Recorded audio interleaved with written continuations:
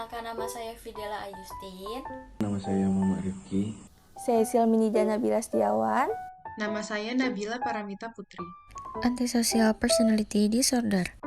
Antisocial Personality Disorder atau APD melibatkan pola pengabaian yang meluas terhadap hak orang lain. Orang yang mengalami APD memiliki sifat agresif, impulsif, dan tidak berperasaan.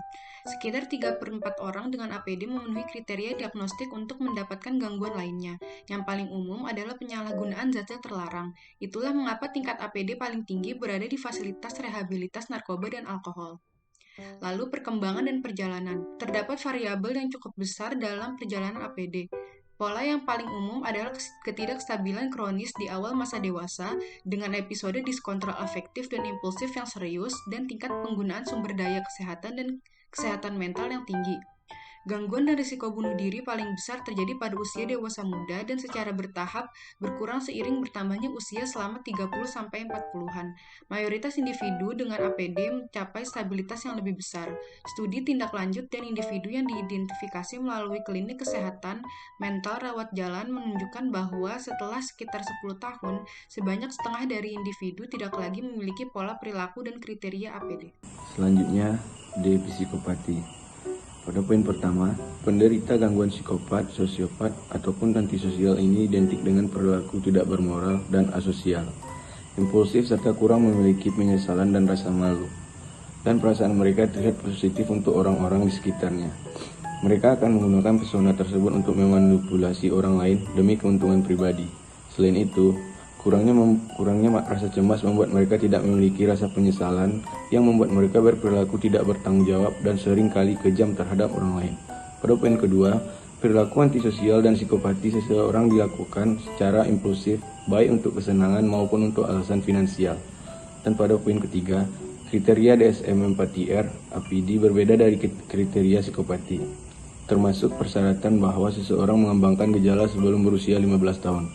Selanjutnya terdapat etimologi atau penyebab terjadinya antisocial personality disorder atau gangguan kepribadian antisosial dan juga psikopati. Yang pertama ada faktor genetik. Gangguan kepribadian ini sendiri lebih sering terjadi pada kerabat biologis dan beresiko lebih tinggi terhadap wanita daripada pria.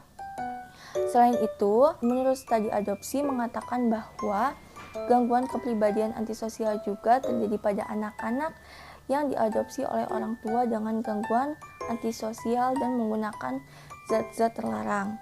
Selain itu, studi lama juga menunjukkan bahwa kriminalitas, psikopati, dan juga gangguan antisosial cukup mewarisi dengan heritabilitas sebanyak 40-50%. Yang kedua, ada faktor sosial. Lingkungan keluarga sendiri sangat penting bagi anak-anak yang memiliki gangguan kepribadian antisosial. Menurut penelitian prospektif substansi mengatakan bahwa faktor sosial termasuk kemiskinan dan juga kekerasan dapat memprediksikan perilaku antisosial anak-anak bahkan ketika anak-anak tidak secara genetik memiliki gangguan kepribadian antisosial.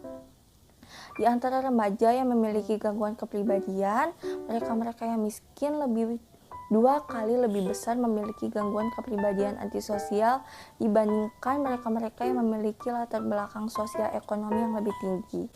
Yang ketiga ada keberanian.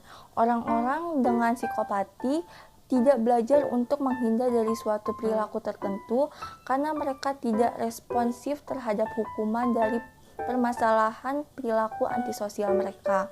Selain itu, terdapat studi klasik yang menguji bahwa orang-orang dengan psikopati gagal untuk belajar dari hukuman mereka karena mereka tidak memiliki rasa takut. Yang keempat ada impulsif. Impulsif sendiri adalah kurangnya respon seseorang terhadap suatu ancaman karena mereka mengejar sebuah imbalan. Impulsif sendiri akan semakin parah ketika seorang psikopati mencoba untuk mendapatkan sebuah hadiah. Hadiah ini bisa berupa uang atau sumber daya lainnya, dan mereka tidak akan pernah berhenti walaupun hal tersebut akan merugikan diri mereka sendiri. Yang terakhir, kurangnya empati mendorong ketidaktanggapan terhadap korban. Empati sendiri merupakan perasaan emosional. Orang-orang yang memiliki empati maka akan terhindar dari perasaan eksploitasi yang tidak manusiawi. Itulah mengapa psikopat psikopati datang dari orang-orang yang tidak memiliki empati, dan hal ini disetujui oleh beberapa penelitian. Seperti contohnya ketika seseorang diminta untuk mengidentifikasi sebuah emosional melalui gambar beberapa orang-orang dengan psikopati akan susah untuk mengenali ketakutan orang lain, kan walaupun sebenarnya mereka mengetahui emosional lainnya. Selanjutnya ada kriteria menurut DSM-4-TR. Kriteria yang pertama yaitu pola pengabaian atau pelanggaran hak orang lain terjadi sejak usia 15 tahun yang ditunjukkan oleh yang pertama, ada kegagalan untuk memenuhi atau mematuhi norma-norma sosial. Contohnya, seperti menghancurkan properti, mencuri, atau melakukan pekerjaan ilegal. Yang kedua, kebohongan-kebohongan yang berulang, seperti menggunakan nama samaran atau menipu orang lain untuk kepentingan atau kesenangan pribadi. Yang ketiga, impulsif atau kegagalan untuk merencanakan ke depan. Yang keempat, ada iritabilitas atau agresivitas, yaitu melakukan perkelahian atau penyerangan fisik yang berulang.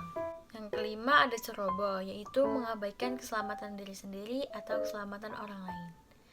Yang keenam, tidak bertanggung jawab secara konsisten. Yang ketujuh, kurangnya penyesalan seperti acuh tak acuh atau membenarkan atas tindakan yang menyakiti atau menganiaya atau mencuri dari orang lain. Kriteria yang kedua, berusia minimal 18 tahun. Sedangkan kriteria yang ketiga, ada bukti gangguan tingkah laku sebelum usia 15 tahun. Di luar dari kriteria DSM-5, orang pengidap APD sering melaporkan riwayat dengan gejala seperti membalas, melarikan diri dari rumah, sering berbohong, mencuri, dan perusakan properti yang disengaja pada masa remaja awal. Selanjutnya, menurut DSM-5, pedoman diagnosis antisocial personality disorder lainnya berupa ciri-ciri kepribadian patologi. Yang pertama, ada antagonisme yang ditandai dengan manipulatif, berbohong, tidak berperasaan, dan juga permusuhan.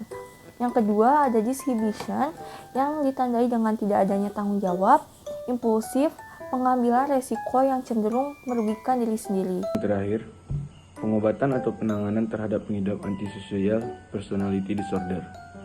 Untuk pengobatan APD ini dapat menggunakan obat yang sesuai dengan anjuran psikiater, menggunakan obat yang bernama clozapine. Yang kedua, yaitu terapi diri sendiri. Terapi diri sendiri harus diikuti tekad yang kuat oleh pengidap APD tersebut. Keinginan untuk sembuh menjadi kunci dalam proses terapi ini. Selain itu, peran orang-orang terdekat dalam mensupport pengidap APD juga berpengaruh dalam kelancaran pengobatan diri sendiri. Stop self-diagnosis.